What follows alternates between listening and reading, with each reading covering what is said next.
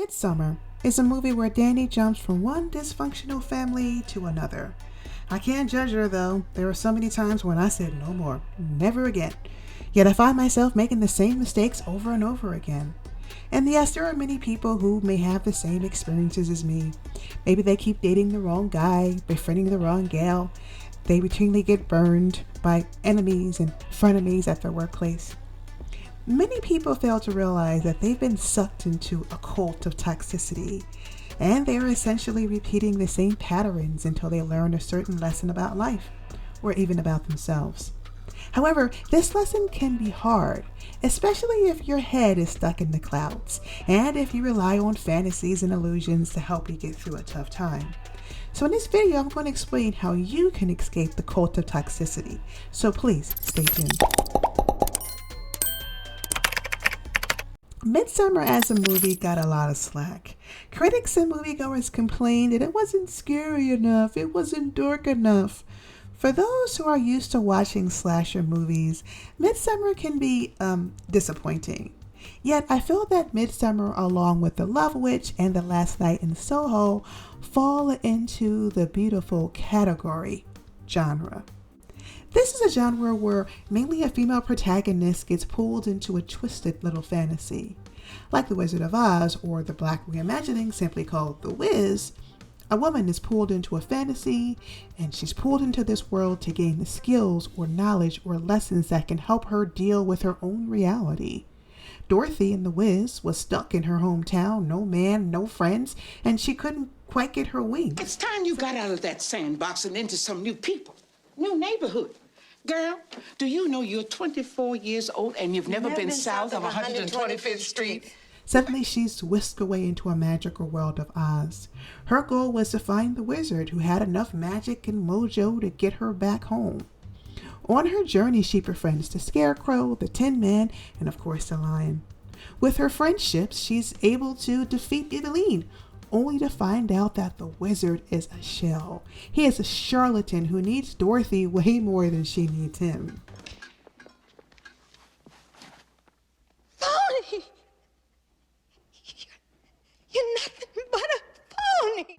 Dorothy learns that she always had the ability to get back home, yet she put all of her hopes and dreams into a fantasy world, into a shell, into a charlatan. She idolized a man who couldn't help himself, much less Dorothy. She sings and ends up back home. The end. However, beautiful horror takes a more terrifying twist to this happy ending. The female protagonist never finds her way back home, and thus stays lost in the fantasy world forever. We see this theme playing out in The Love Witch, where Elaine strives to look beautiful on the outside to cover up the ugliness on the inside. She too is lost in the fantasy world of love spells and ritual and magic. When she's suddenly confronted by reality and forced to make a choice between being with a man who could truly love her, she kills him and chooses to live in the fantasy world instead. I love you, Elaine. I've never loved anyone but you. I want to marry you.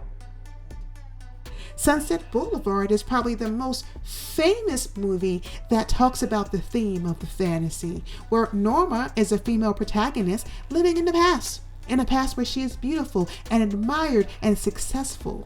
Mr. DeMille, I'm ready for my close-up.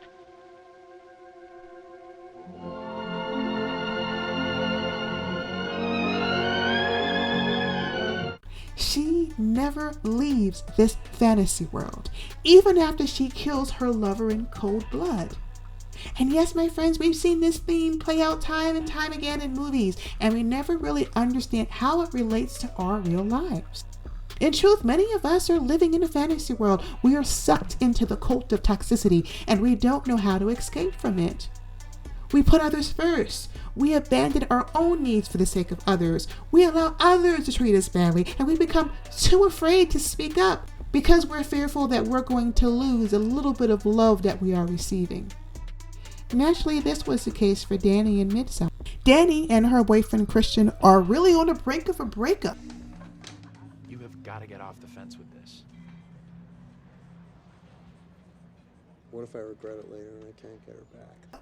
Christian is stringing Dani along because he's not sure if he wants to give her up quite yet. He puts absolutely no effort into the relationship, and it seems like Christian being with Dani is more like a chore.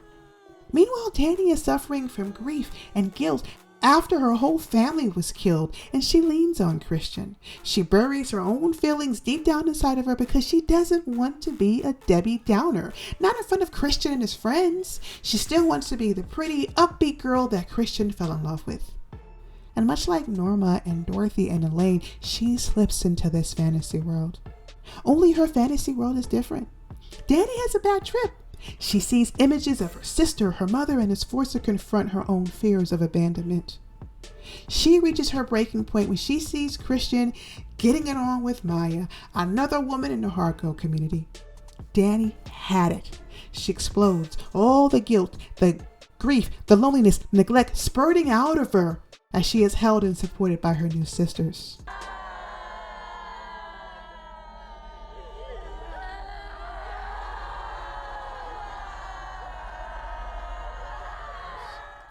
This is when Dani realizes that she needed support all along. She needed love and community, and she suppressed her own needs to please others. She then realizes that she no longer needed Christian. Dani had a new family now, a family who would support her in her grief and give her the sense of belongingness that she so craved. The only problem with this community is that they kill people. They skin people alive, they bludgeon people to death, they burn people to dust. Not a community that I would want to join.